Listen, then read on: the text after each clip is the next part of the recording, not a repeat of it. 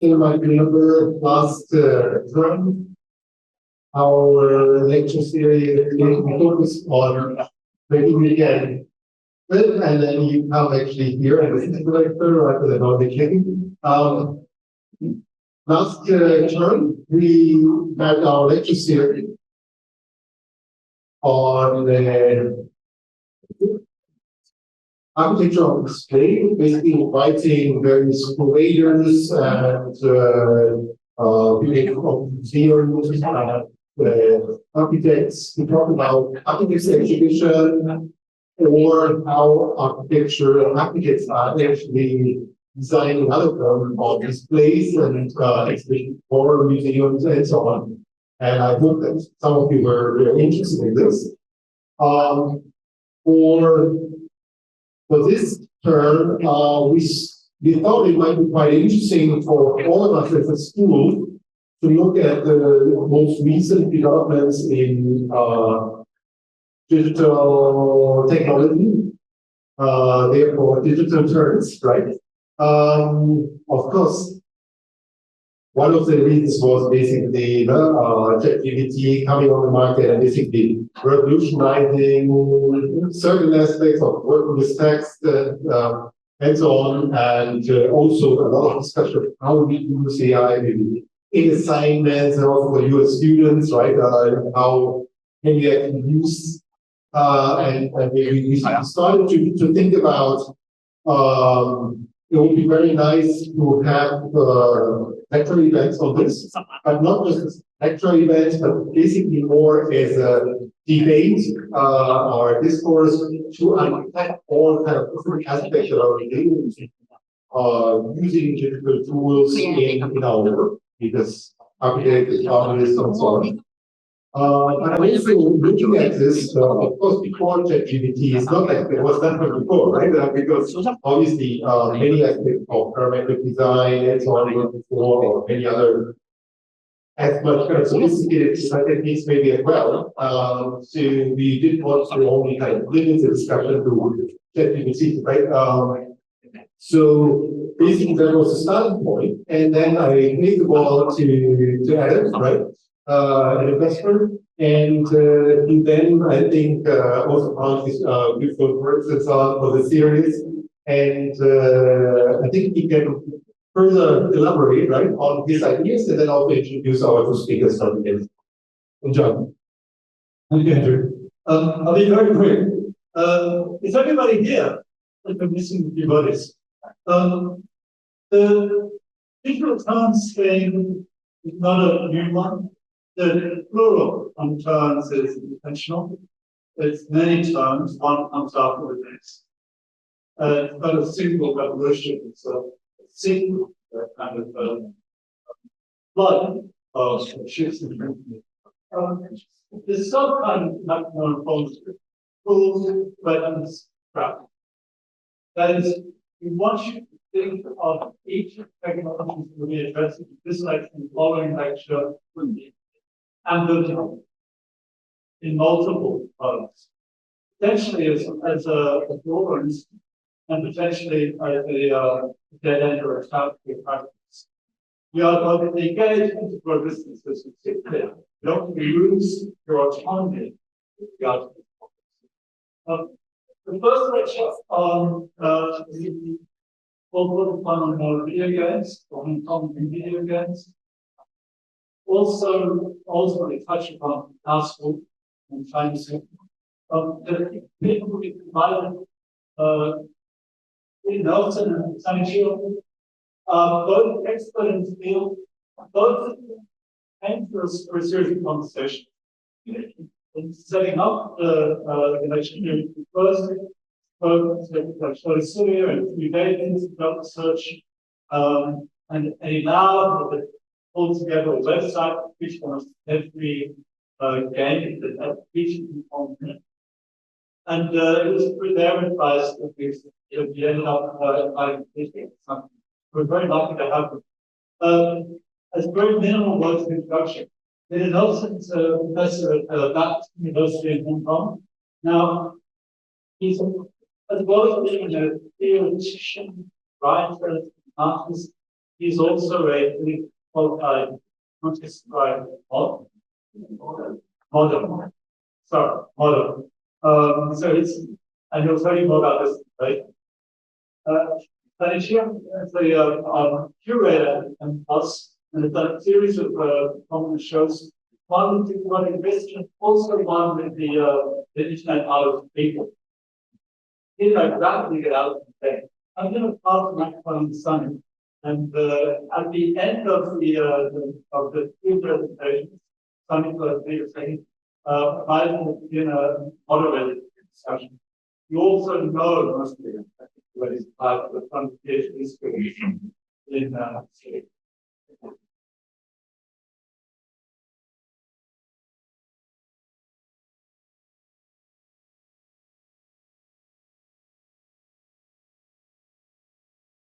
Thank you.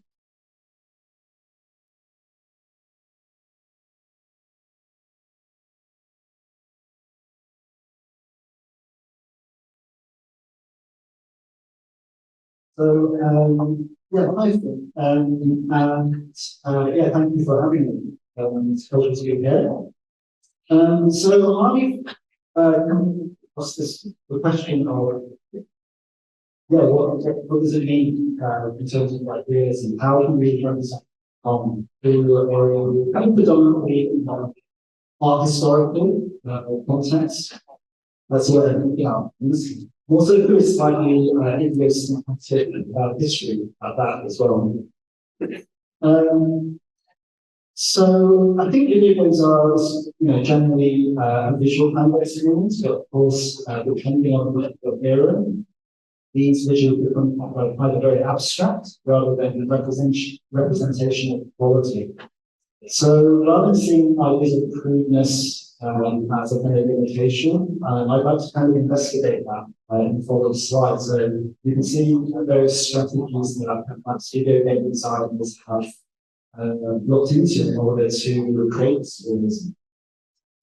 So with this first slide, this is not an exhibition I made curated. It's part of our opening display at us, but it's a section curated by the layers. The only involvement I had was actually mainly from 8 to 64 bits on video games. And so, yeah, I'd like to kind of propose that as a structure actually, going through from 8 bits to 64 bits in order to discuss some of the ideas about video games. So, firstly, the 8-bit era. So, one of the first games from 1984 that Davis talks about actually in that display, Travels to Trash Man from 1984. And actually, on Eddie Lauser's slide, I believe that's the very earliest game that shows on Prof. But whilst doing research, I found one even earlier. So I cross-referenced it with a list, and it's actually a game from 1981. It's called Dragons of Hong Kong, and this is very, very crude graphical quality about it. It's actually a text adventure, so some of these graphics here are just a show to give you a flavour of Hong Kong. And actually, it's also incredibly boring and tedious. It's a game where a secret cabal manages to manipulate the world using inflation of currency. So I guess in the 1980s, in the sort of Reagan era, this was like that forefront of people's minds. Like maybe this sort of psychological spectre that was haunting the Western world, but also because of Hong Kong's close ties with finance, I guess the designer probably thought, what a great location to host this. So one of the games is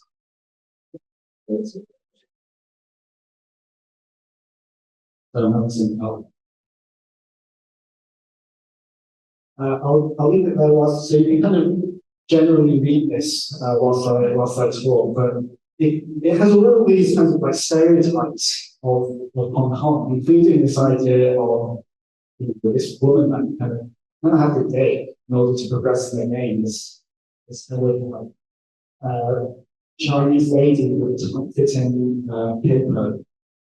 And he, comes across with dialogue such as, "You're not from Wyoming." So it's clear that this guy has never been to Hong Kong, but he wanted to use this idea of Hong Kong and the psychology of his time. So that's just a quick example from the 8-bit era, but we'll kind of return to that later. Some of these ideas about text will come across later. Very swiftly jump into the 16-bit era. It's probably my favorite era, actually. And what I particularly love about this generation of computers and consoles, I guess pretty much, maybe some of you are old enough to remember it, but the graphics quality was significantly higher on 8-bit preceding it. And things like loading of the games instantaneous or instantaneous. I used to wait like 10 minutes for my Commodore 64 to load games with cassette tapes, for instance. And the silver colors led to much more colorful graphics and possibilities. And the kind of art style now is kind of known as retrospectively pixel art, where it's just graphics. So we much more colorful representation. So within these limits, an artist had to conjure up this world, super vivid, but also through the use of stereotype and trope. We still couldn't really get photorealistic graphics. And this generation of consoles is also my favorite because I used to be obsessed with fighting games. These kind of one-on-one beat-em-ups like Street Fighter. And these graphics, I'll just cycle through them a bit from the King Fighter series. So, the Cheung is ever present. Somehow the traffic is stopped. I guess there's a red taxi there, which is quite realistic. But there's also, dancing dragons, kind of a mishmash. And also the roads are super crazy wide, which you pretty much wouldn't see that. Also, there's actually not that many people. I imagine that if that really big up in Hong Kong, there'll be a lot of this going on. So, I kind of love the incidental backgrounds. They kind of form for me these memories of how I experienced Hong Kong. I left Hong Kong when I was 6.5 and moved to the UK. But every year I'd come back and buy these latest titles and read manga and watch anime. And it's kind of like, for me, it's almost a bit of an orientalist vision of Hong Kong. But I loved it. Again, I got a lot of it through watching things like Japanese anime, but also playing in the fights and street fights. There's another stage there, just to give a bit more examples. Again, you see, this is from Final Fight, it's just trope with stereotypes. And the background doesn't really serve that much use, actually. It's just there at the end of the display. It's just like, it's almost like a painting, all in action becomes where it takes place. One of my favorite games at the time, now actually it's Super Street Fighter 2. And there is a stereotype there. The character of Fei Long is clearly modelled on Bruce Lee. The background is very interesting because when I was a kid, I remember thinking his stage is Hong Kong, but I had no idea what that was. And if anything, I kind of thought, actually, these kind of stereotypical views of the dragon in the background of Hong Kong is actually a little bit insulting, actually. It was only when I was a little bit older that I realized it was a location in Hong Kong. In Tieben Gardens. These are like historical photos, but of course, most of it has been torn down now. These are some interesting bits, which are these mythological figures. I believe there's like maybe 3 Tieben Garden locations around there in Singapore. But it becomes like kind of embedded in this memory of video games. So even something as dumb as a fighting video game actually can be quite complex, depending on the graphics they use. Here's a kind of comparison of when you win or get around. It's really good. And also, you look at the photo, it's actually modeled quite closely, actually. It's not that distant. It took some artistic license, but actually, it's pretty good, pretty spot on. Another thing about, this is a real location. But one of the other things I thought about, and I hadn't realized because the shift is so subtle, but again, with Street Fighter 2 is the changing era of what Hong Kong is. So I think Super Street Fighter came out in 1993, which is pre-Tando 97. And the sort of shifts in it are kind of like really subtle, because you see the flag actually changing. Pre-97, the flag isn't talking about the flag, and then presumably after 97, that one changed the graphics. What's really interesting is the newest version on the Nintendo Switch now features Hong Kong over China. So it's this kind of idea of having an awareness for sort of the political landscape and the changing times as well. So even though graphics were very simple, kind of like it feels a bit like a kind of world building, this idea of making it as real as possible through the limited means. And so we go on to the 32-bit era.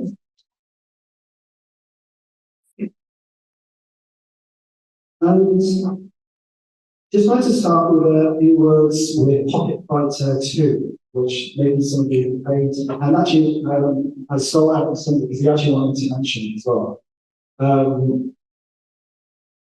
But this, I think all of you will recognize this image. Hopefully you recognize it. For me, I used to watch my cousins endlessly play this game on visits to Hong Kong. And perhaps it's the result of it's kind of like background of Hong Kong that it's so addicted to it rather than the games of much more quality. You see, like photorealism is now at this time something that is possible, even though this is standard JPEG. But I just put this in as a sort of quick reference here, but I want to focus on less indie. Because by the time we get to the 32-bit era, we start seeing games that are much more complex. So if we think about maybe the 8-bit era being more cerebral somehow, like using the imagination through text, we start seeing ourselves with this kind of aspect of violence, I guess, through Street Fighter, with games of limited interactivity, the background of the location rather than the interaction. What's curious is by the time we get to 32-bit eras, like the Dream House, Shenmue 2 in this case, you start being able to explore the environment more much. I mean, this is a very sort of general way of starting. There are other games, of course, where you can do. But again, the sort of caricature of the point persists. Again, look at the image like that. It seems pretty good. This is, by the way, this is pretty Grand Theft Auto. It's a sandbox environment. It came out in 1999. I think GTA 3 in 2001, I would say. But you see, like the picture out there, all pretty present. But so get details right. Of course, I'm not going to go over me on the side, right? But as a general reference stuff. But again, this is like super wide. I think I've never been down the street of Hong that wide. That's like the widest. That's probably wider than Paris, never mind on top. So again, there's this sense of games, even though the realism of this is, you can't fit into space somehow, they don't really involve this up. I find it to an extent. It was also a great time for these kinds of like driving games as well. It looks pretty realistic. Actually, for those who don't know, actually the right hand side is good. It's not the game. The one on the left is. But you get to see these like texture mapped blocks, which if you think about it is quite clever of driving game developers. it's essentially a rectangular box which you could slap a photo in. So it runs reasonably fast.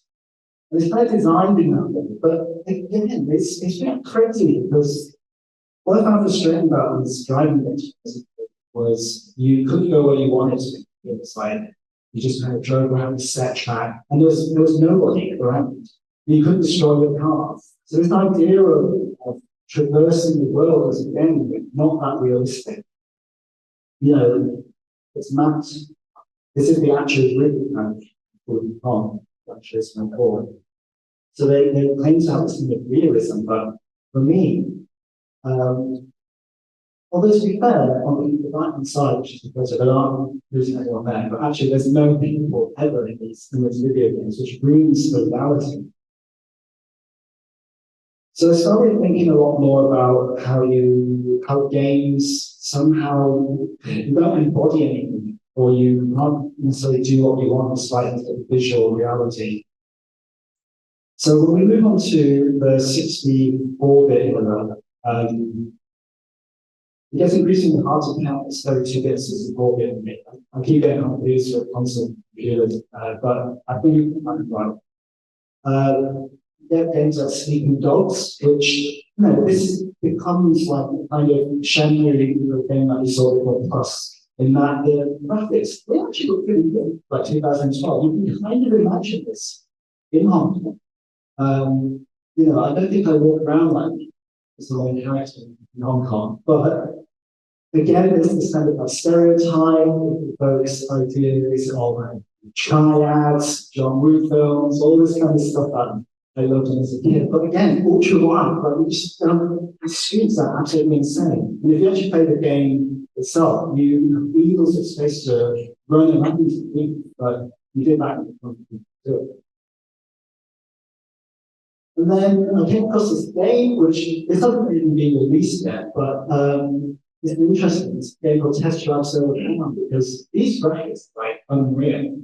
And the developers have modeled Hong Kong Island, actually. And it's supposed to be a giant MMO where you can drive around where you want on the island. So I'm kind of like looking forward to seeing how this plays out. The kind of spatialness fits because it's like going next to random dirt. I don't know what that random dirt really is, but it's pretty narrow. So hopefully you can do things like that. I'm pretty sure you can't get out of the car. So again, it's kind of limited in that scope. And I keep mentioning this because for the last maybe 5 to 10 minutes, I kind of want to throw a few ideas out, just thinking about some issues in games like that. That's by no means a comprehensive history of all video games, but probably touches 0.001%. But how can we think about 64 bits and more? What are the sort of tools? What are things that I've been thinking about and have influenced me in the last 10 years? I kind of dropped out of video games a bit, but I do a lot of research on art. Adam mentioned that I did an exhibition in April, for instance, so I think a lot about things like the metaverse, what that might mean, how economic systems like NFTs, cryptocurrencies, how that might work. Of course, AI, the ubiquitous AI hype, which comes around in circa in peaks and troughs, and VR, XR, and going forward. So I went all the way back into April and thought about what excited me in the past. And it was one of my earliest memories, this game called Elite, which was done on a BBC Micro. It was this computer that most schools had in the UK. So 1984, big brain. But this game is amazing because it generates the entire universe. What the procedure generated. So it's all randomly generated. All the ships that you encounter has their own statistics and stats. You don't quite know if where you're going to travel to, is it different, for instance. So I was really influenced by this game, and I started thinking a little bit about what I used to do when I was a kid, which is play around with fractals. I don't know if you know the Mandelbrot set, but I came across this lecture by Daniel White, which is it was in 2000, maybe it was earlier in 2007, and he created this thing called the 40 Mandal. Attended this lecture when he was in Alien, it was about 20 people in the audience. And I was amazed that no one came to this lecture because we created this with a fractal, and you can endlessly go into it. And it keeps generating complexity like the Mandal person. And of course, now we see the technology used in Marvel movies like Doctor Strange or this kind of thing. So sometimes it gets a couple of years for these ideas to filter through. And to be honest, like mathematicians are probably not the best people to really talk about their work sometimes. Like we show these visuals, but actually, it's not as compelling as artists. I also did a talk series with an AI practitioner in 2002, 2012. I did a talk series called Interfaces Monthly, where I basically brought together artists, thinkers, AI practitioners at the time, all these people, sometimes like doctors and things like that, to talk about digital.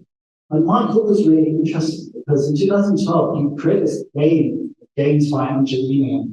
He's now, I think he's a research professor of AI at Falmouth University, but he created this very crude game genre, right? But it took headlines from the day's news and somehow it searched things on the internet and created these like, this is a crappy platform here, let's be fair. But it attempted to think about the news article and how that would generate a real game.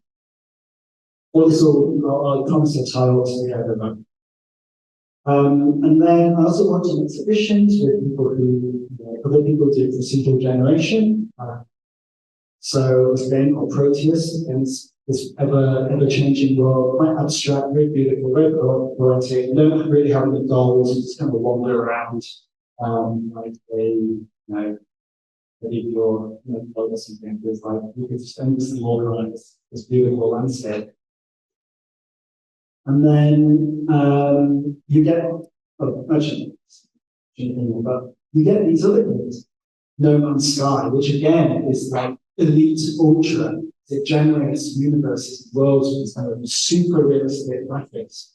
And in Spaces Monthly, I talked with the music director, and we've also created a generative music mood, I guess, like a music reacts to mood, how when things get exciting, it might be a bit more chirpier or a bit more calm, relaxed. And he actually told me that he worked basically in malls. He did generative music in malls. So the idea was that the music could affect your shopping habits. So they hired this guy in order to kind of have that in video games. So these technologies. And then I've got 3 more slides, 4 more minutes, but I'm going to wrap this up.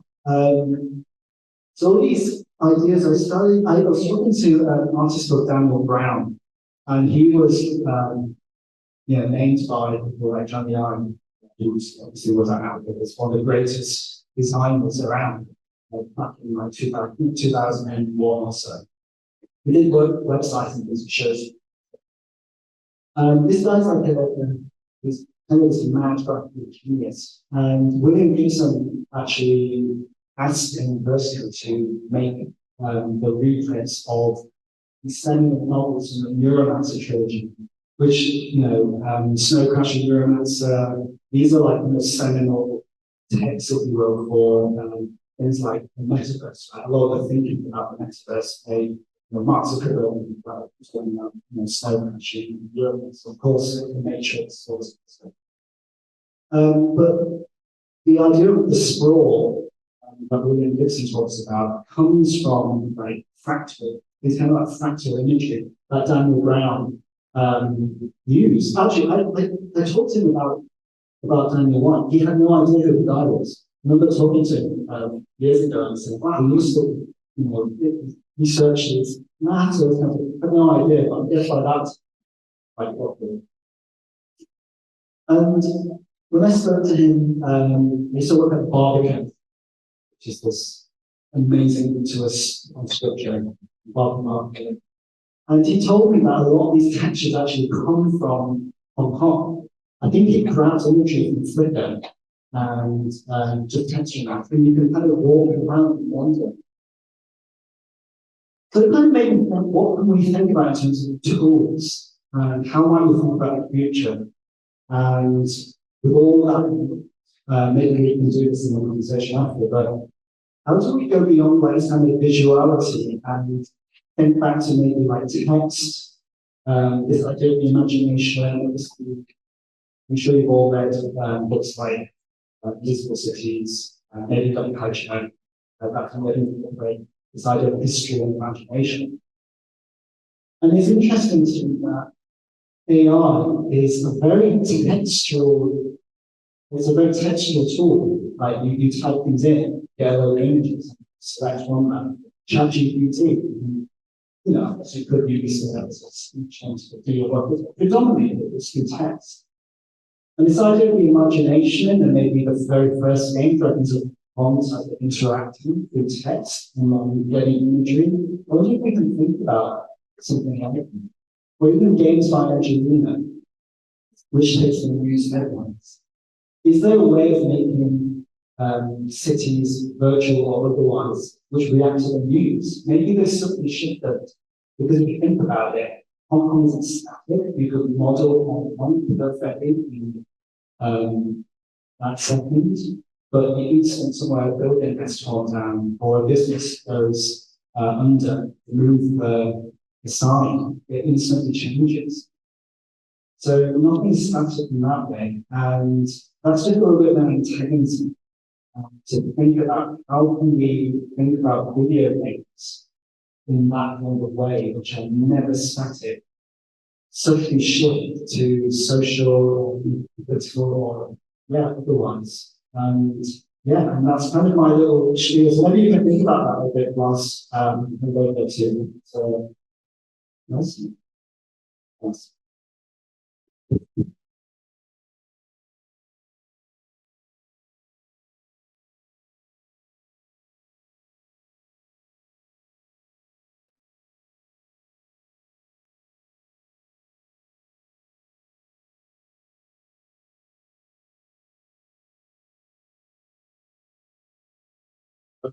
I might just need a little technical assistance. I'm seeing the presentation on this screen, but not that. I need to like turn off settings. I think that's that. Okay, fabulous. All right. Just so I don't talk for 5 minutes or 50, I'm going to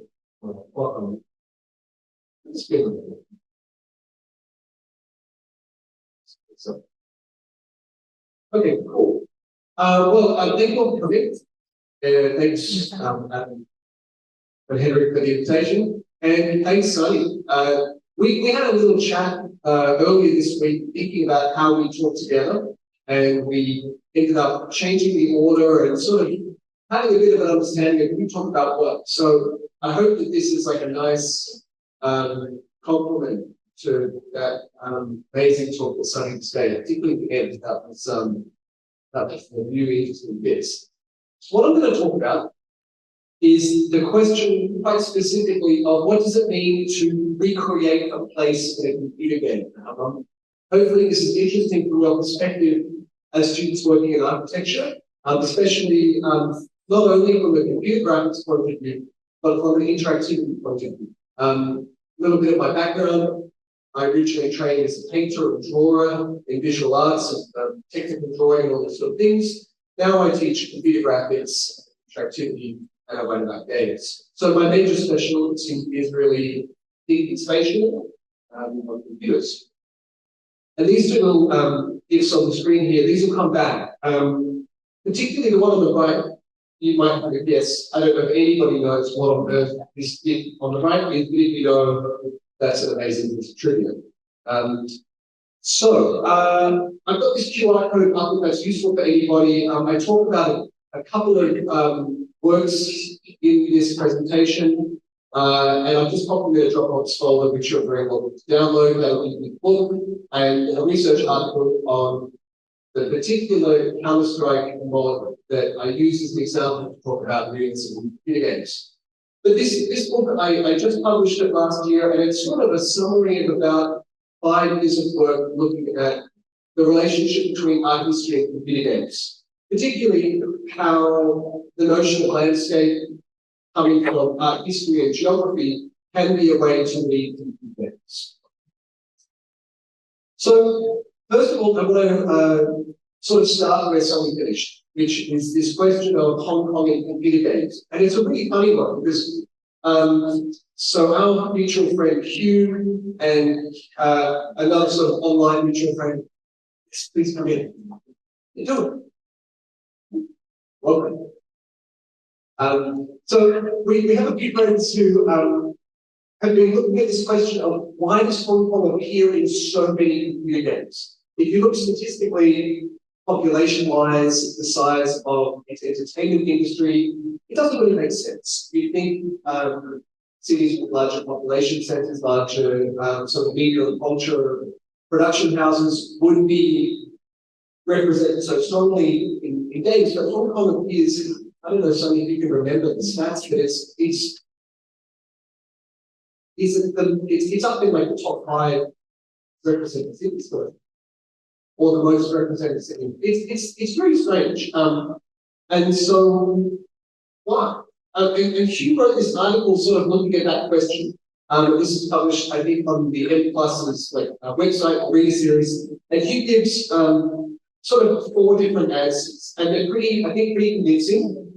He looks at the cinematic in Hong Kong. Hong Kong had a very, very strong film history that sort of captured a number of different cultural moments. I mean, for me growing up, it was all the martial arts movies, the settings that we placed that so neatly mapped into the games, is something we're discussing. But also, the architecture has something that, for those of us who are not from places like this, it became this place of projection effects. So these are other arguments that he goes into. This is just a little bit of a theory. I won't stay on this too long, but I wanted to introduce a little bit more detail to this argument. So there's sort of 3 ways to get there. In mythologies, Roald Dahl describes the tourist guidebook, these handbooks that you get, like a Michelin guide to the latest place you're visiting, as a cultural alibi or a labor-saving device that reduces geography to the description of an uninhabited world of monuments. So you think of, if you've ever traveled and you go somewhere, you look up, what do I do in this place? And you get a list of things to do, and off you go and you go see these places. There's a tourism scholar, I'm going to terribly mispronounce his name, so I'm going to say it out loud, it's part of my type. Barbara Kirschenblatt, that's great, argues that in order for modern tourism to work at all, landscapes must pass through a process of caricature-like objectification, where they're dissected into sites for sightseeing with easily accessible narratives to confer a historical sense of place.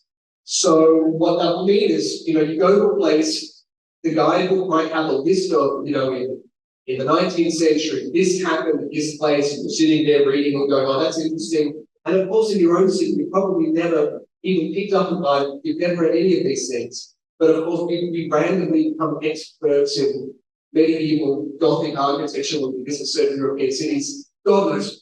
But because we have the book says, when you're in Paris, you should go and see these sites. And this is that labor-saving device that I was talking about.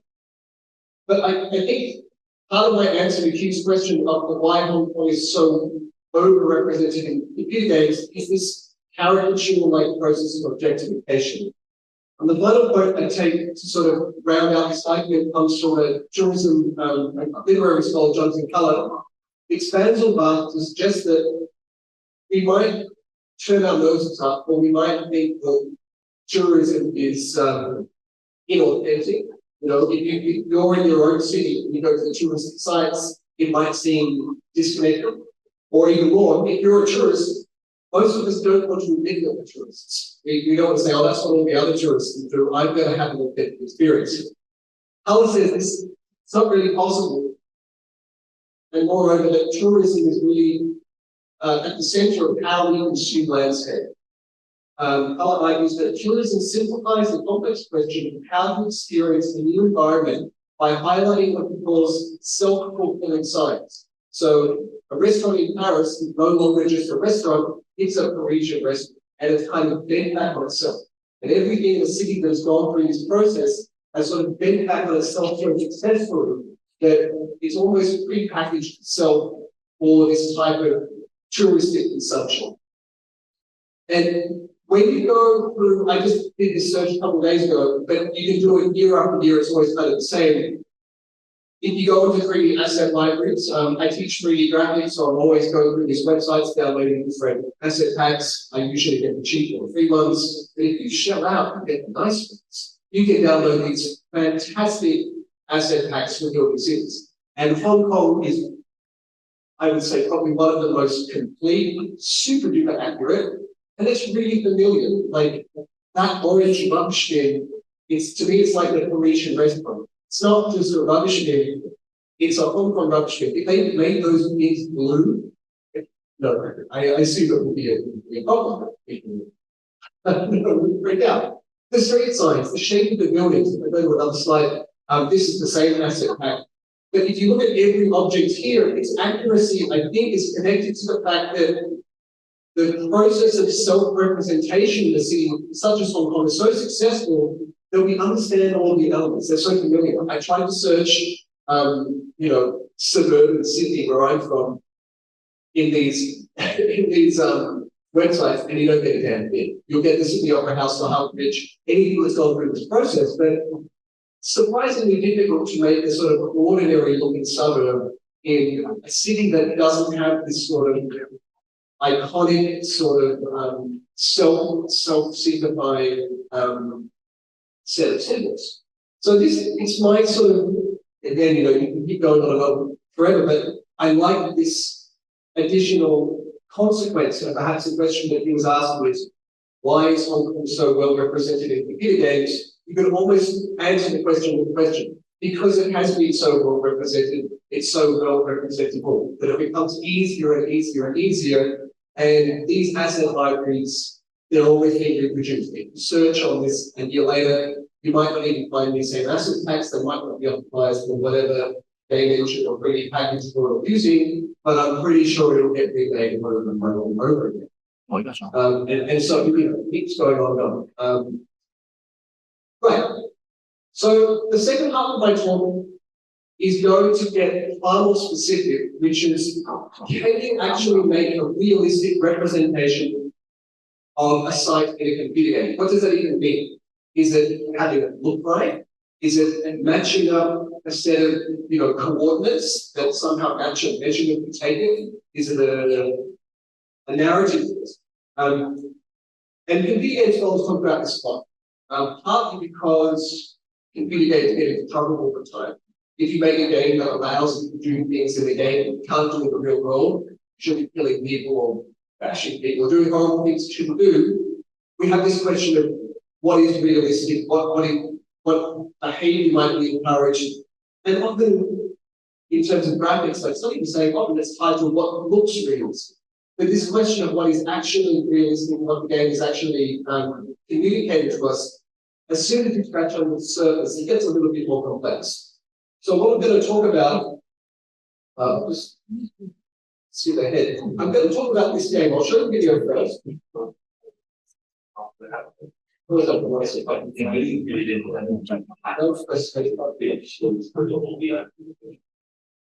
Okay, I'll just load it back.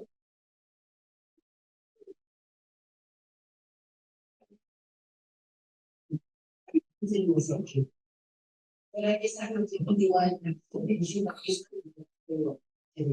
is a game we made about 5 years ago, reconstructing this site, which is near the Shipwell Reservoir, so the World War II site, and we rebuilt it in out-of-site local fencing.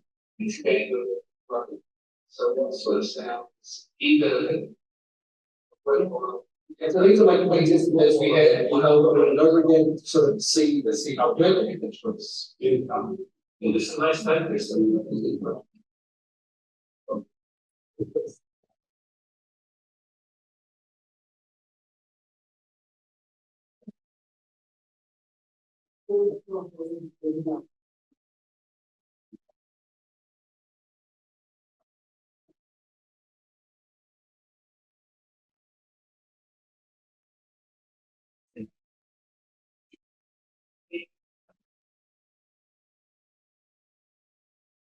Believe it or not, and this is one of our working diagrams, which I'll go over and show you the side. Because of this structure where everyone was lost, amazingly, how much done. It wasn't getting through what it's supposed to. What is the realism? What sort of but the reality is that thank God the site getting over this. When I see other historical recreations, they are built on computer games and become personalized computer games. So one of the, to me, obvious reasons to use this diagram is the truth. You might not want to get it, but you want the visual advantages.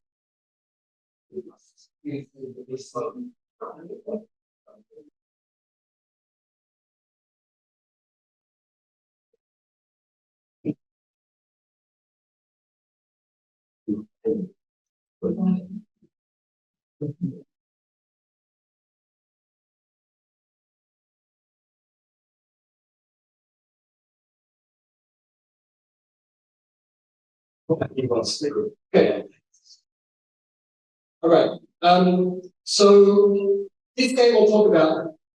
Obviously, you can see from those shots on the wall, it was based on a huge amount of historical data, site studies. We explored the site quite a lot. The site has been written about many times.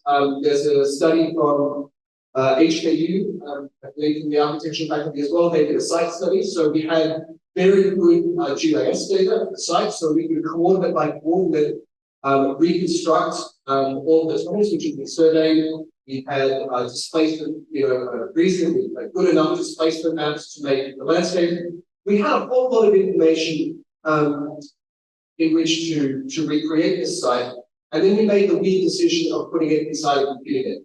And there are a few reasons I'll go into that in a moment. But I just wanted to bring up a couple of things about this question of realism in computer games. Because when we went through this process, these questions basically continue to reassert themselves. So Jasper is a quite well-known computer game scholar from Copenhagen.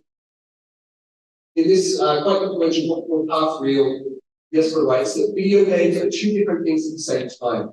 Video games are real in the sense that they consist of real rules in which two players interact. Right? If we're playing a game of tennis, the game of tennis is real. It's not sort of made up game. But then we have a fictional layer where what we're playing with is not necessarily real. So if we're in a computer game and we win the game by slaying a dragon, the dragon is not a real dragon, it's a fictional dragon. But if we're playing against someone, the game itself that has been won is real. So there's this separation between what the game sort of might be look like game language to say would be skinned with, and then what the game itself is that we're playing. Second version of realism, which my knowledge the first time I heard this argument made by Gonzalo Frasca about 24 years ago. And Frasca argued that games communicate by means of simulation. So it's not necessarily what they look like, it's that games have this ability to simulate various situations or types of behavior, and that primarily is what the game is communicating. So in a shooting game like Counter-Strike, if you look at the rules, it's not really a war game. It's a strategic shooting game. It's about line of sight architecture. But in a scoring system, it's really similar to, I'd argue, something like tennis. Whoever scores the first point might have a certain advantage over the next person. The history of the previous match will inform the next one. And it's really a balanced game where points must be scored and then the same sort of round or rallies played over and over. Certainly, in terms of simulation, the shooting games have essentially nothing to do with the conflict that they're representing on screen. The third interpretation of realism in computer games comes from writers like Alexander Galloway, Sidney Lamb, and Sarah Atrium, who are writing about a sort of contextual realism. The same game played by different people that have a different sort of realism quotient. These two title screens on the right-hand side, America's Army, was a sort of famous war game invented by the US Defense Department as a recruit mission. So they made this epic computer game which you can download for free, and the goal was to sort of say, well, have you considered a career in the armed forces? In the middle is a game called Organised, which was produced by HanArt, which is a militant organization, kind of a similar purpose. And now, if you consider in both games, you could be playing in a war zone scenario based in the Middle East. Well, if you are a young person from that region playing America's Army in the city base where you live, obviously it's going to have a slightly different meaning to if you're a young kid in the Midwest playing either of those games where you live. So Galloway and Iverson were saying that, okay, there's a simulation of what games have, but of course, if you're representing real places, then who you are and how you're playing that game and what it means to you, it's going to have something to mean. So there are all these different versions of how games communicate and how they represent us. So zooming back forward to this game that I made with two other artists, Andrew Buck, who's an artist from Hong Kong, and Alexi Lai, who's a good friend of mine from when I used to live in Taiwan. It was originally Andrew's idea to make this game in Counter-Strike for two reasons. The first one, which is kind of an interesting one, is that Counter-Strike Global Offensive, up until the Counter-Strike franchise, for those of you who don't know, it's a multiplayer tactical first-person shooter game. It's probably the most popular game historically ever made. It's been in the top 10 of game charts essentially since it came out, and in all different iterations, it seemed to survive. Other games come and go, Counter-Strike seems to stay. And curiously, if you make mods on Counter-Strike, which means if you make your own modification to the game and upload it to their servers, those servers seem to get very well looked after, because if anyone there is people who play that game, so of course the amount of sort of software development and updating is very, very stable. So in a funny way, in the field of site reconstruction, where we take GIS data and recreate a historical site, if you do that in a game engine such as Unity or Unreal, we have no idea how stable that software is. So those pieces of software, even though we run 5-10 years without either a huge amount of support or update, we hope that these companies are large enough such that these software survive, but we don't know. So Andrew had a funny joke, which is, well, of all software that survived, Counter-Strike has survived a really long time. So if we make our site reconstruction inside Counter-Strike, wouldn't it be funny? That's the most stable way to preserve a game. For those of you who play this game, you might realize there's one killer problem with this argument as of 6 months ago, which is that Counter-Strike has now updated its game engine to the source tree. So we're not entirely sure how long this is going to survive, but that was the rationale. The second item was that the site itself has a very, very strange history in relation to conflict. Has anybody ever been up here in the Shingle Reservoir? You can hike up there. Strangely, if you hike there, so you can see that photograph there. If you hike there now, there's little plastic balls everywhere on the ground, tiny little pellets, and that's because even though you're not meant to, a lot of people go there and play like parachute because it's kind of an altitude course. It also has what looks like a very violent history. There's big tunnels and turrets and shooting positions that give you the impression that you might think of playing like a film, Saving Private Ryan type of conflict happening. What actually happened was very, very different. The design of these tunnels were based on a sort of World War I mentality. World War II came around. The military strategy, the military hardware didn't really match with the design. And actually, in a way, worked out for all of the things that happened here in that period. Arguably, almost didn't work out too bad. Basically, everybody got lost. Nobody could find each other. It finished in a surrender of a few hours. Sadly, 2 people were killed by a grenade. But the design of the structure was for a whole lot of young men to kill each other. And funnily enough, the only thing the structure did was almost stop that happening. Because it was people, if you read all of the survivor accounts, it was people running around not being able to find each other. So we thought this was a really odd site and might lend itself well to being reconstructed. So in the last few minutes, I want to take you through some of the really strange things that happen when you try to do site reconstruction again. And I think, Sonny, what we're talking about with wide streets, this is exactly what we come up against. So what we see on the top right-hand corner is from the valve source development kit, showing you basically like your collision boundaries for a player. And that is the fundamental unit of measurement for a computer game. It's not the accuracy of, correlating a unit unit to a reference unit in the real world. 1 bit might equal 1 meter or 10 centimeters or 1 foot, depending on what country you're working in. It's the size of the player. If the player can't run through the tunnel, then it's not too small. Strangely, when we took the accurate GIS data and made the tunnels looked like that image on the bottom left. They looked way too big. It just looked right.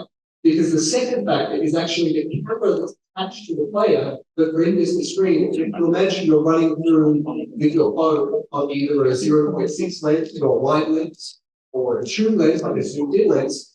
Your field of view is going to be radically different. The exception of that space is going to be different. So we then had to resize all the tunnels to match both the conversion of the player space, of the sort of player's path or units, as well as the kind of what looked like. That we had photographs, which is the bottom right, and we wanted what you see, at least in a photograph of the normal lens, to kind of match what the player sees. So immediately we had to rescale everything consistently to a player, rather than to what we'd expect is just a one-to-one spatial conversion. It gets even weirder that so now we're going back a few generations of 3D engines, there's a problem called, basically, if you look at early games like Doom, you can't look up. And the reason you can't look up is that the geometry of calculating that is way more difficult than just the geometry of calculating this.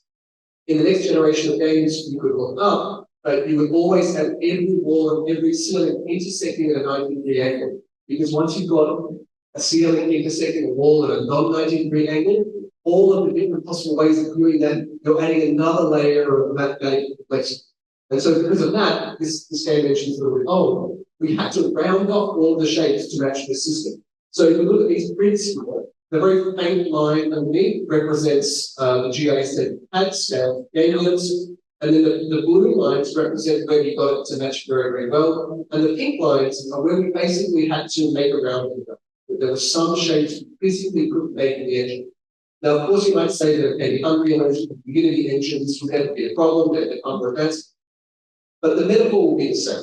If you look in studies on virtual archeology, they have the same problem, just in a slightly different degree. If you're at an archaeological site and you're making a dig, how do you work out which piece of junk is the piece of junk you're looking for, or just a piece of rubber? In a computer game, how do you work out which objects should you look for? A static block that you can't move, which is something that player can look at, which is something that can be destroyed. All of these questions become very, very important when optimizing a real-time environment. And you're making all of these radically important decisions as to basically which parts of your representation are relevant, interactive, or part of the background, as Sonny was saying. The last thing, which really gets to this point of how the site works, is the science. Up on the top left is a typical Counter-Strike map. That's how this game is played. Very small environments, people quickly running to find and shoot each other, and then start again. The site that we reconstructed is the thing. And it's not that big. It's, if you go hiking there, you can hike across it in an hour and a half. The fact that when we made this as a game, we accidentally reconstructed something very similar to what happened at the historical event. The players couldn't find each other. You spend almost the entire game running around trying to find something, because you were about 12 times larger than the average map around something there. So the way that we solved that was we ended up filling the whole space with historical sound samples. So music from the time, Japanese jazz music, interviews with people who survived various parts of the occupation.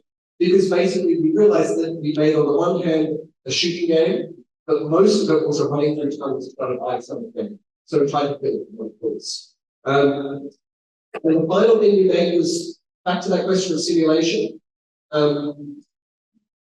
we reduce the play count to 2 players. Usually these games, as you might know, you've got 5 and 5 or 8 and 8 players. We just reduced it to 2 players because it made this interesting moment. The minute the 2 players encounter one another, if one player shoots the other, then the game finishes for everybody. Or if neither player shoots one another, the game kind of goes on forever. The reason for that was really just an ethical sensitivity question, that there was something about a multiplayer shooting game that just didn't feel right because of the historical material we were dealing with. But because we wanted to stay in that game, this is how we could do it. Okay, so in summary, to say what sort of realism did we get, I'd say something like this. We had to alter the data, we had to alter the scale, we had to alter the mechanic, and we ended up with this sort of walking simulator that the reason I've got this little bit here and these little balls rolling, that's what the site is. The site has become this sort of repurposed military site that's used more for games. And so somehow the weird way we repurposed the game, that was the form of realism that we were sort of satisfied. Very different to what we intended, which we thought would be a reasonably straightforward site construction. So that's it for the talk. Maybe we'll talk about that later. That's it. That's 26 minutes. That's it. Thanks for listening.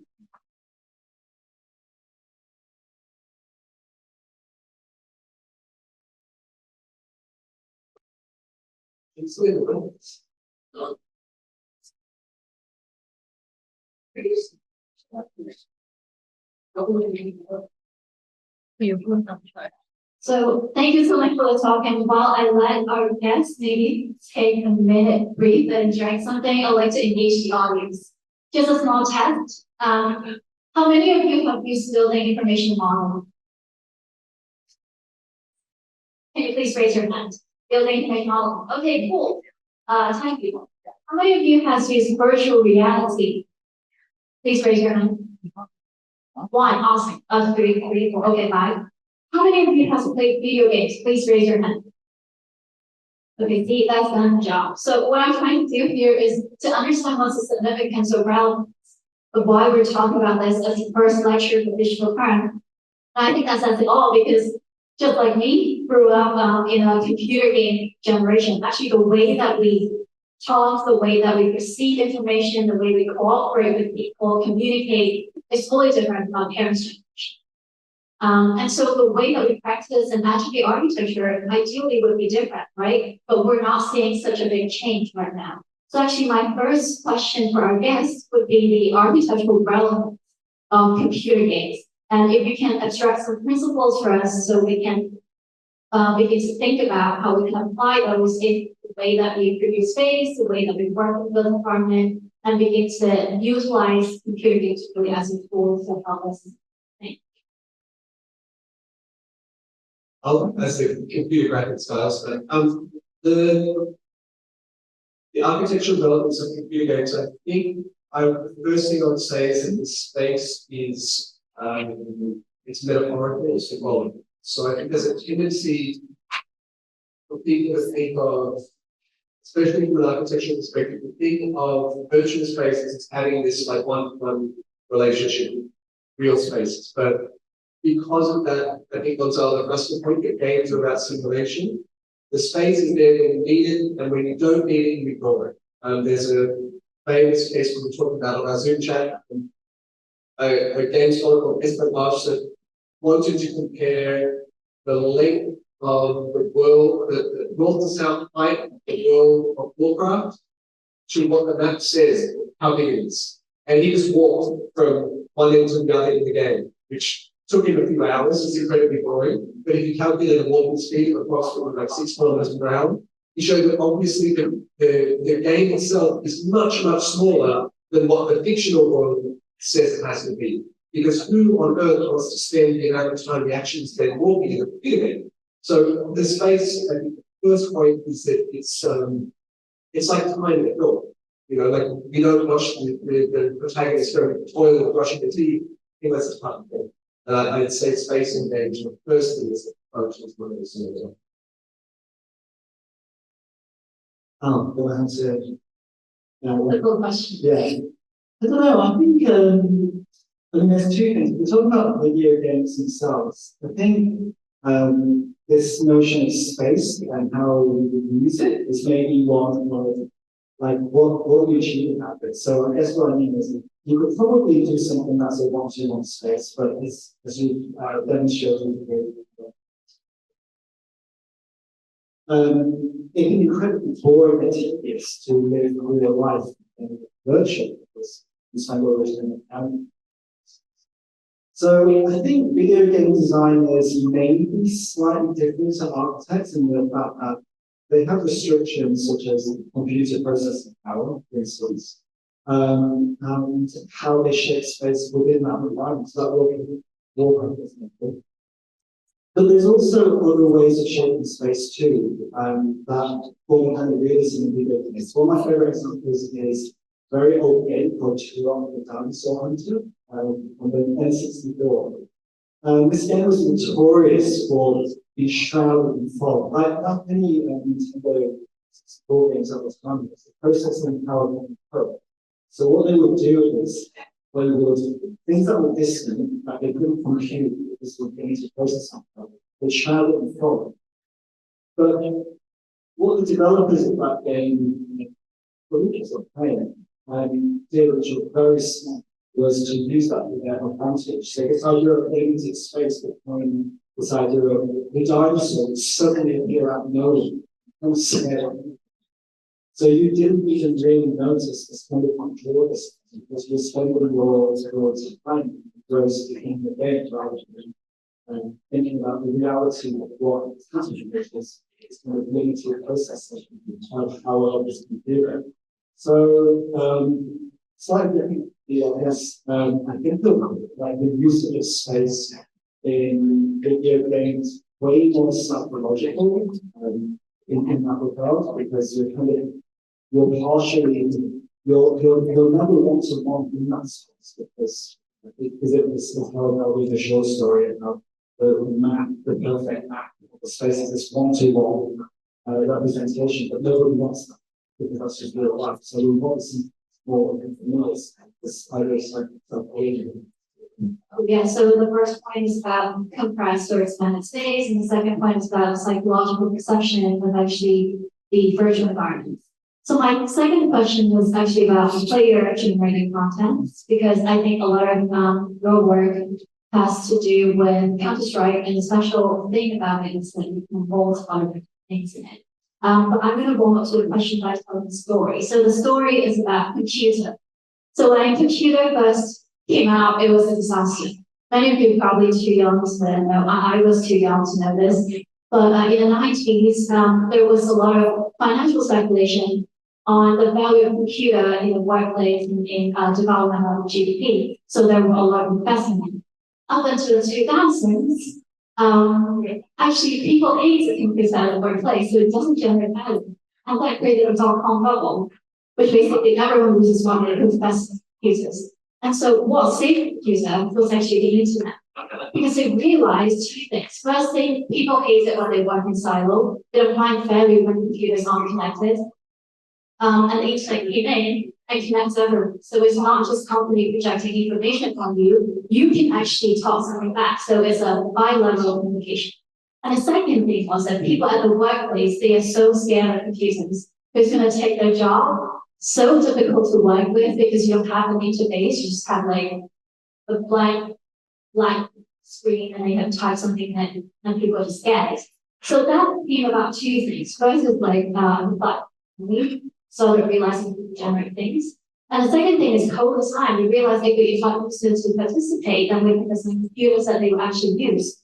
So what I wanted to gauge your opinion on is what do you think player-generated content with computer games 20 years later after the Russian level? What's the kind of difference in the way that we develop cities, we develop economy, how that's going to impact this message for innovation of that?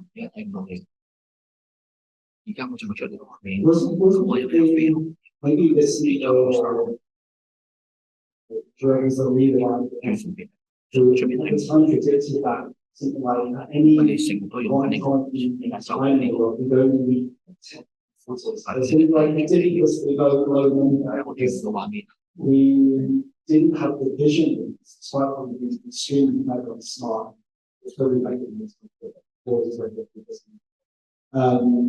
the potential of computing and the potential of network. I actually think the whole design, one thing that really drew me actually away from game into a more kind of like creative use of computers is the internet, but it was actually this idea of right-clicking a new source and learning that things seemingly being able to be open with this. Like here I am, like previously while coaching, the sales being more than all these times then. I will probably have to buy a magazine, know what I'm going to find the sort of secret one for this. Have that because there wasn't an internet. So to source that and load it to suddenly you have this language dictionary that is just open. And that kind of spirit I feel has continued. So being able to look at new repositories. For me, the design of tools and sharing is the big game. It's like the post version of what you're talking about. It's like we are doing it, but we're also generating ideas and code that other people. And as a result of it, and it's speeding up the process of learning. Possibility. Difficult question to answer because it's one that I want to talk a lot about. So I'll try to be efficient.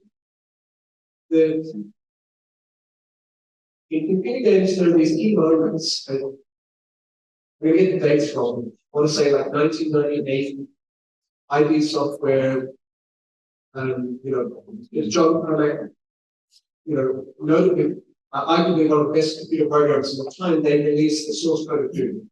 And so that becomes a huge moment for transforming the users of the product into and recognizing that people who love something will remake it for free and perpetuate the economy around it. This later was described by an executive of Sony as game 3.0, like a decade later. They recognized that you make a game, but if you give people the editing tools for the game, it's shelf life. You can add like a 0 to in terms of how many years it's stayed popular. Counter-Strike was a not. Counter-Strike comes from this terrible, like you've got like multiplayer Quake Arena. Counter-Strike was two Canadian kids who made the mod Half-Life mod. And so, the most successful games of all time, arguably, are user-generated content. Counter-Strike being the most successful, but then at the extreme end, you have games like some first-person sandbox games like Gary's Mod. Gary's Mod comes off the internet. It's like something awful forum matched with the Half-Life model movie. It gives you the first game where you're inside an environment, a few years before things like Minecraft. You can just go in there and change the environment as you're playing. So the short answer to this question is what that gives you is a few things. You get a smaller version of social media, I think. You get people who I wrote in my book, the stand hello in Gary's room is through someone with a crowbar. And it doesn't mean anything, it's just kind of like messing around. Because it's kids being super cool. So you get that it's not antisocial behavior, it's just parasocial kind of, when I was writing my PhD, I'd stay up late at night on these servers, and wherever you are in the world, you get automatically certain behaviors. The class servers are here, they usually Korean, but I was living in Copenhagen, they used Russian servers or one ones the EU, and you're hanging out with weird kids or adults who should have something better to do. like shooting each other, bringing cars together, driving around. So there's that kind of parasocial activity.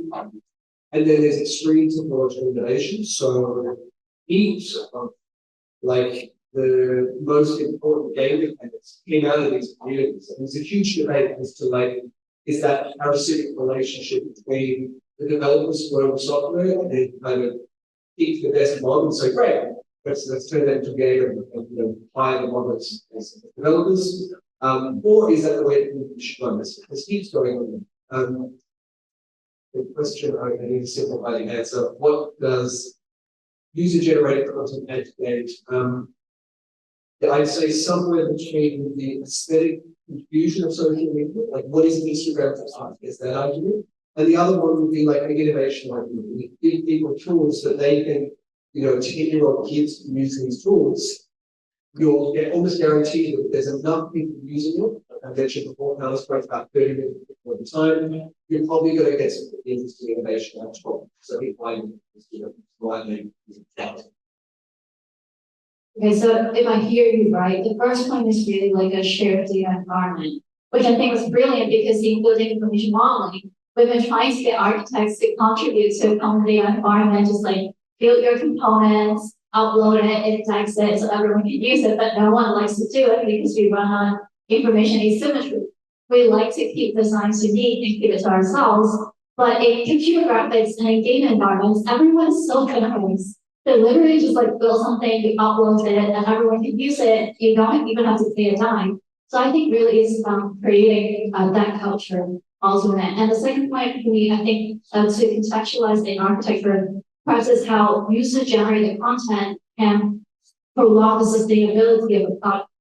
And if we think about architecture as a product, how do we keep people engaged in space? In video games, if you can participate and generate something of your own, you can play that game for much, much longer than Mario Kart, let's say. But in architecture, I think this is the spirit that we're likely sharing, but also the ability to help users introduce their own content so they're more engaged in the space itself. So my last question before I open up for the audience. So I read some that somebody wrote yesterday, very last minute. Of course, it's about people. And you wrote this infinite journey of wonder and the digital for man. And the thing about virtual world is me successfully navigating and walking. I think that's actually, for me, it inspired me. That's what the metaverse is doing right now. It's democratizing video game. Video game is too complicated for most people. You have rules, you have to use your finger, you have to react quickly, you have a lot of tool hacks, you don't know how to do it, my mom don't know how to do it. But if I just simplify that into a virtual world where you just walk around, and WASD, most people can do it, right? I think. So I think that's what the metaverse is aiming for. But then the trick is once you take away all of that subculture in virtual environments, once you take away all of this parasocial weird stuff, and you make it more open, fair, so that everyone can participate, people don't participate. So my question really for you is, what do you see the real challenge in this and how can we actually overcome it so we can really launch a connected data-state virtual worlds where everyone really participate and we can create something meaningful together and sort of parallel spatial connection.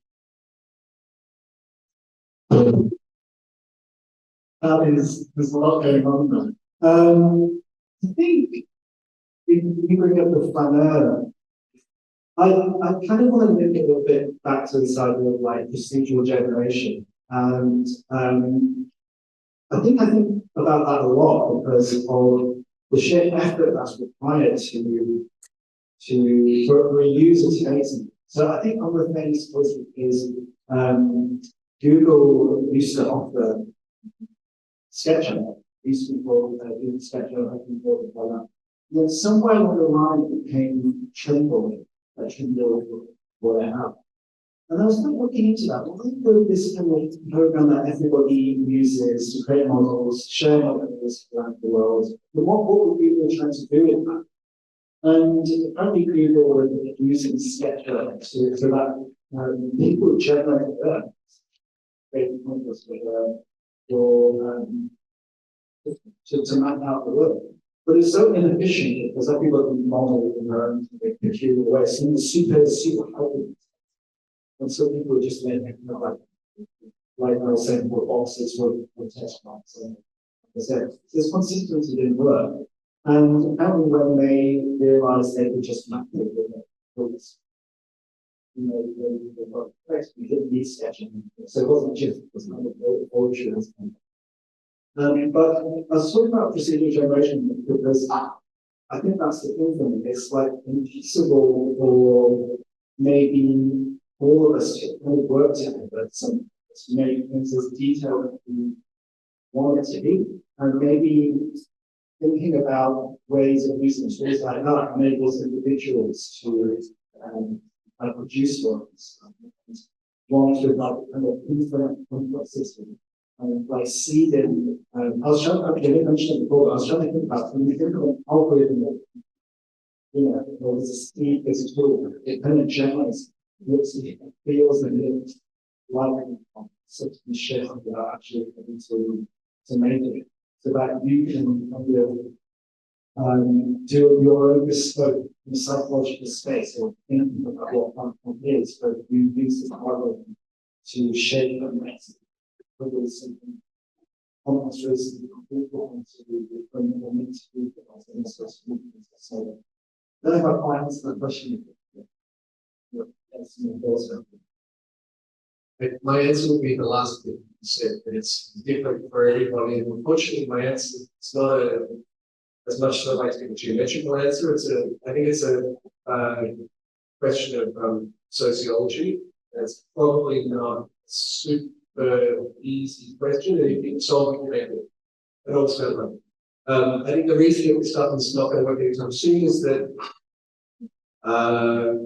look at what the leaders of the largest social media discovered. Right, like one of the purchasing parts of the negotiation of Elon Musk's purchase of Twitter was how many of the users are buyers.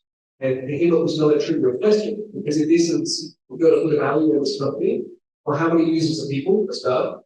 If this is where political discourse happens, how many of the participants are people or automated procedural generated opinions that are sort of trying to weigh an argument? Zuckerberg has come up with a similar sort of solution to the problem, which is to remove anonymity from the internet. Both of them sort of realize that this is the only solution they have, which is kind of ironic to go back to sort of William Gibson, that the early vision of the internet was anonymous, it was removing the body, it was removing space, and yet the people running the largest sociological experiments here, you know, Instagram's usership is larger than any country.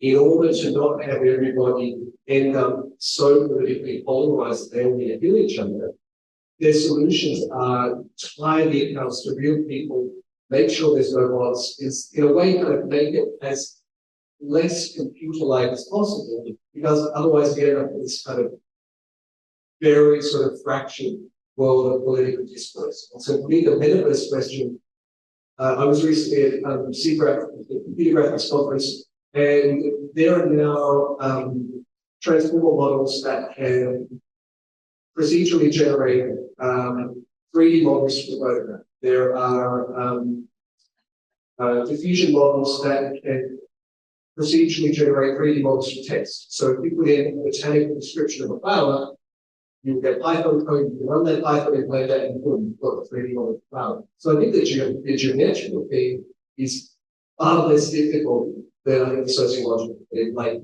the owners of these huge platforms can't make a space that people actually want to be on the same space together.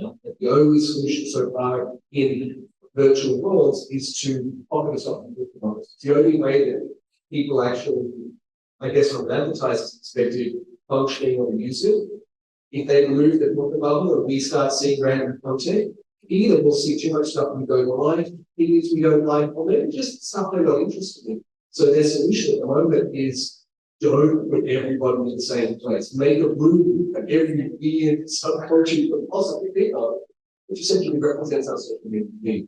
So if I think it's the best thing happens, maybe the first thing that happens that we might all be on the same server architecture, but we're all on different servers. Like my grabbing the phone, moving your feed, you're all on different servers, as we So really, the question in terms of what type of space this is, it will be it's a sociological computer science type of problem. Because I think the graphic stuff, they're going to solve it ish. But the other stuff, as you can see, it's over there, super big. Actually, somebody speaks to that a little bit. There's something called a project by which we did quote it into the city. Different version. And it's essentially an archive of something called geocities. And for those who remember, like geocities was this kind of like space which you could have a little bit of your subculture try to the address that you were given by geocities. So if you like, I remember at the time I went to meet, so it found my interest. That was a simple. The address of Tokyo, the code for people who like anime was tied to the Palgrave Tokyo. And they have this numerous, lots of different kind of neighborhoods. They did you can search it. It's actually online. You go onto the city. You can actually zoom in, like the city, all the individual qualities. So because it's kind of structure. What's interesting is that what we're saying is they're almost trying to like do it, but it really worked at the time. And going down into the over, they end up winning it so much that when they did it, they didn't get better with the station. So it was up to individuals and develop memories to actually mass download gigabytes. Oh my God, 680 gigabytes. They don't have to a geosystem, which is the vast amount of the internet fit under a telephone. But now but yeah, it's made me think back that they're really going back to that thing of wanting to learn the initial competencies. Yeah, that's perfect. I think there's a long conversation about subculture and how that's going to drive the way we do it. I think we have time to take 2 questions, and first come, first serve. So I'm going to count to 3, and you raise your hand. Okay? 3, 2, 1. Cool. As expected. There's nothing.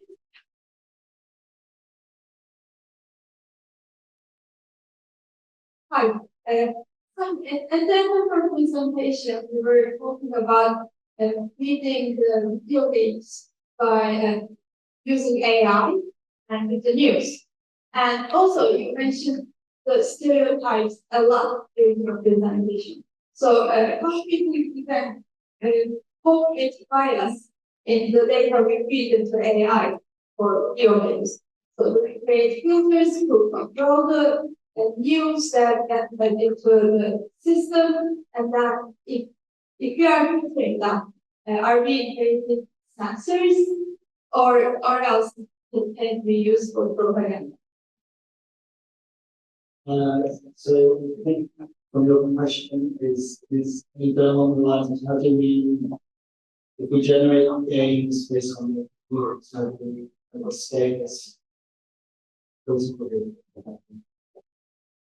I don't think it's fun. I think there's only going to be a finite number of news sources. I think that's a true one. So it's like I do it myself, but I excessively read the Guardian is newspaper and opinions on news. But I willingly put myself into this filter at the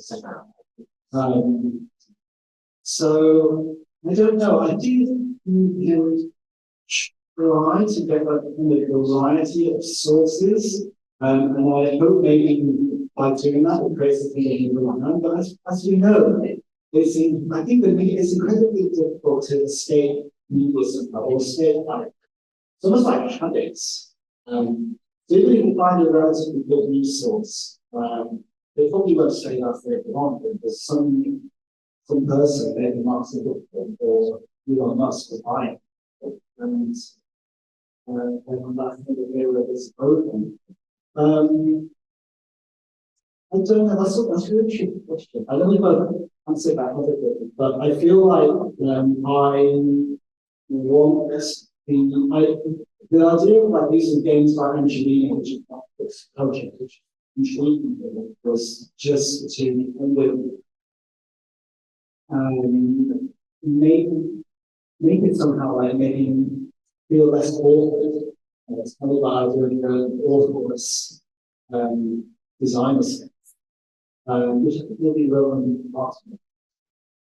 But I don't know. I think those rules are also as well as we need to doing it. We do have our own interests. Yeah, I don't know. I can't answer that. That's Okay, I was briefly last segment. I would say one other way is to hide this up. I agree with most algorithms down a tree. U as a vector, and the better that vector can identify, the more accurately content contained the super needs. So probably the best strategy is to make that accurate as fuzzy as possible. So therefore the information is the way it comes to you is confused as possible. This is a version of the creative argument for experience. The first group should never identify. So therefore, the internet faces you doesn't know which interface, so therefore might be something.